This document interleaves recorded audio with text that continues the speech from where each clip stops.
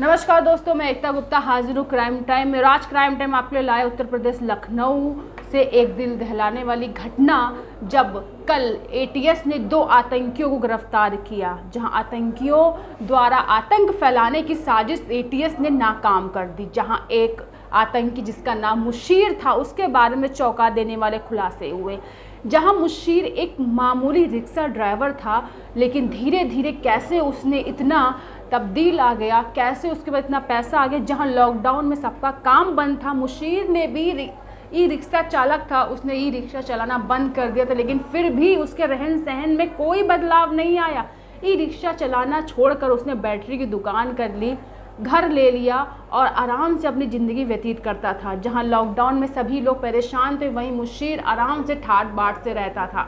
लोगों को कभी शक नहीं हुआ कि उसके पास इतना पैसा कहां से आया। मामूली से ई रिक्शा चालक इतना बड़ा षड्यंत्र रच रहा था, लोगों को आसपास में रहने वालों को इसकी खबर ना थी। अब आपको बताने जा रहे हैं हम क्राइम टाइम में, ई रिक्शा चालक जो अब इतना बड़ा आतंकी बन के सामने आया है, जिसके घर से कुकर बम तक बरामद हुए, कई अहम दस्तावेज बरामद हुए, जहां उसका साजिश थी हमारे धर्म स्थल को तबाह करने की। आई नज़र डालते मुशीर के उस काम पर कि कैसे उसने किस काम के ज़रिए इतना पैसा कमाया, कब वो इतने बड़े संगठन से जुड़ा, कब उसने ये इतना बड़ा कदम उठाकर इतना बड़ा आतंक फैलाने की कोशिश की। जहां एटीएस ने उसके कामों पे पानी फेरते हुए उसके घर में छापेमारी की, उसकी गिरफ्तारी की। जहां एटीएस नए खुलासे करते नजर आ रही। नजर डालते हैं इस कहानी में, आपको बताते हैं आज आतंकी मुशीर की कहानी, कैसे ई रिक्शा चालक बन गए आतंकी।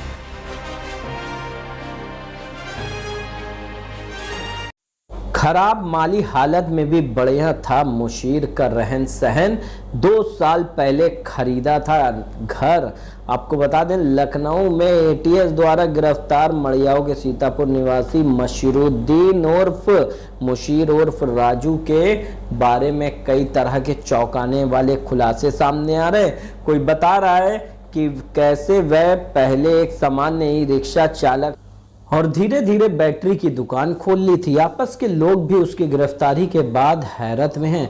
एटीएस ने बताया कि आतंकी संगठन से मुशीरुद्दीन के गहरे संबंध हैं। इस मामले में उससे पूछताछ भी जारी है। लोग बताते हैं कि 1.5 साल पहले तक मुशीर ई रिक्शा चलाता था। पिछले साल लॉकडाउन के दौरान उसने रिक्शा चलाना छोड़कर बैटरी की दुकान खोल ली थी। इससे भी ज़्यादा चौंकाने वाली और संदेहास्पद बात यह है कि मुशीर की माली हालत भले ही खराब थी, लेकिन इसका असर कभी उसके रहन सहन पर नहीं दिखता था। मुशीरुद्दीन मड़ियाव इलाके में रहने से पहले हसनगंज के खदरा में रहता था।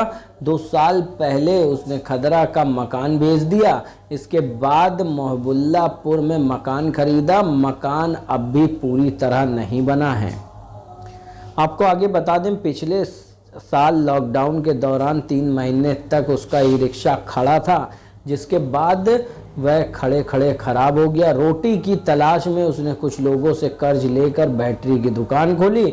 इसके बाद वहीं बैठता था। परिवार में पत्नी, बूढ़ी माँ और 2 बच्चे भी हैं। हालांकि माली हालत ठीक नहीं है और लेकिन उसके रहन सहन पर कोई असर नहीं पड़ता था।